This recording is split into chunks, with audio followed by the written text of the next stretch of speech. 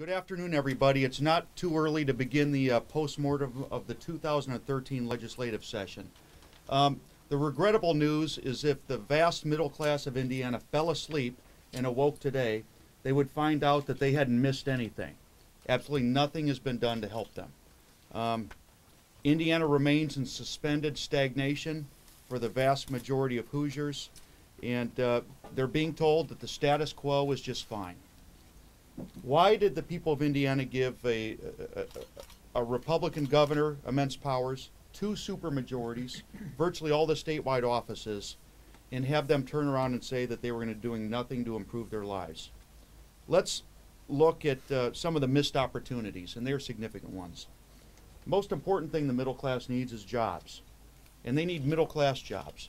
They punted on the opportunity to provide 30,000 private sector jobs through the expansion of health care under the Affordable Care Act. Basically, the only jobs bills that have passed this session, if you can call them that, are the idea that you can sell rabbits roadside without inspection, or you can open up a business as an artesian distiller or moonshiner. That's not what the people of Indiana were looking for. They were looking for real, tangible economic development based on empowerment of the middle class and improvement of consumer confidence. Another missed opportunity.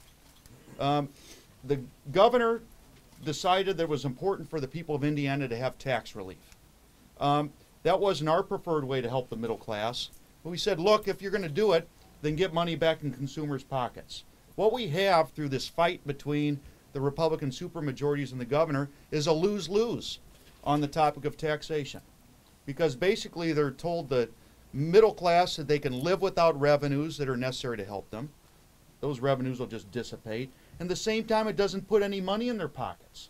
It's the worst of both possible outcomes. Lost revenue that could be used to help the middle class and people trying to get into the middle class. And at the same time, maybe 2 years down the road, an extra $1 a week in their pocket. That is pathetic. That's pathetic. These tax cuts they talk about are a sham. The income tax cut only happens 2 years from now, which, by the way, if the governor doesn't do their bidding, they could repeal in the interim because we'll be working on a new budget by then. The corporate taxes that they already talked about passed 2 years ago under a different General Assembly and a different governor. They're including that in there. Of course, you have the help for the banks that they found to be very important. Then you have your inheritance tax speed up, which does nothing for economic development and job growth. It just merely helps it helps mourners and those who think they might be dead one day. So the inheritance tax cut is not an economic plus. And then finally, we have to say a word or two about schools, this idea that they're increasing school funding. They're not increasing anything. You can make it look like you're having better numbers at the bottom of the sheet, but that's not the story. They have not restored hardly any of the cuts that have been visited upon the traditional classrooms of Indiana over the past 4 years. Promised investments were taken away from the schools, and all we said is, look, these promised investments that you took away from the schools because of your accounting errors, not because of recession, because they're accounting errors, give those schools back some of their money.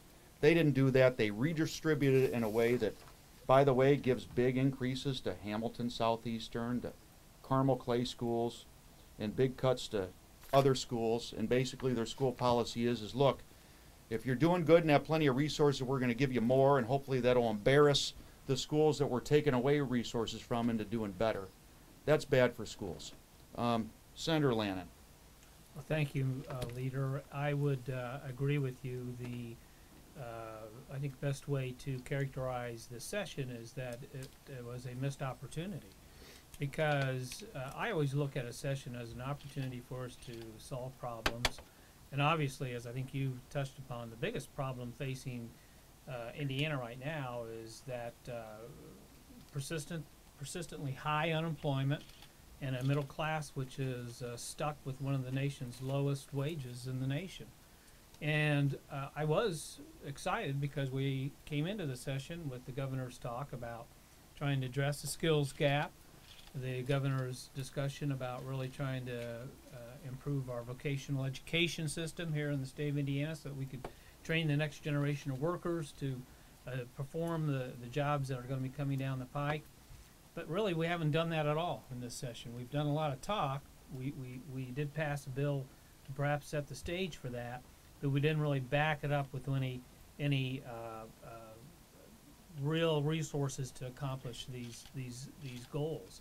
And now, as far as this so-called tax cut, which has been put into this budget, we haven't seen the printed budget yet, but we have been able to look at it online to a degree. And yes, when you get into that, I would describe this as a tax cut that's somewhere over the rainbow, because as you pointed out, it doesn't really even go into effect. I think January 2015, there's this 3% decrease that kicks in at that time, which most people won't realize until the next year then when they go to file their taxes. And then this 5% reduction does not actually occur, doesn't go into effect until January 2017. In terms of what does that mean for your average taxpayer, well, okay, at the 3% rate, then for the average taxpayer, that's actually, in terms of what is left in their pocket from that tax cut, it's about 80 cents a week. 80 cents a week. And then it tops out in 2017 when the full 5% kicks in at about $1.50 a week. Now, I'm not real sure how that's going to stimulate the economy. You know, you can't, for 80 cents, you're not even going to hardly be able to buy a pop at the local filling station. So the bulk of these tax cuts that they're talking about go to either corporations, financial institutions, or the well-off. So it's an illusion in terms of it really being a true tax cut. To characterize it as the largest tax cut, to me, is just a complete fraud.